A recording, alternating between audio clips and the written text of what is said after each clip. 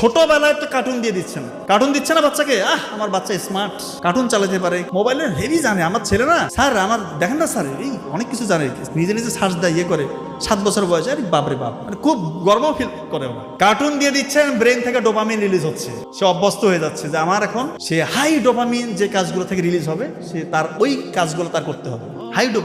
High dopamine release যেগুলো কাজ থেকে হয়, হ্যাঁ, এটা তো বাবা মা জানে না। ডোপামিন খারাপ না, ডোপামিন ভালো। যতটুকু আমাদের শরীরে দরকার ততটুকু ডোপামিন ভালো। ততটুকু ডোপামিন কোথা থেকে আসে? যতটুকু আমাদের শরীরের জন্য উপযোগী। মা বাবার সাথে একটু হাসি মুখে গল্প করা, সন্তান থাকলে তার সাথে একটু খেলাধুলা করা, মাঠে গেছেন বন্ধুদের সাথে একটু খেলতেছেন, ক্রিকেট ফুটবল যেটাই খেলেন, ব্যাডমিন্টন খেলতেছেন, বই পড়তেছেন, কোরআন তেলাওয়াত করতেছেন, নামাজ পড়তেছেন, আল্লাহর সাথে তাহাজ্জুদে কথা বলতেছেন, কান্নাকাটি করতেছেন, এখান থেকেও ডোপামিন রিলিজ হবে।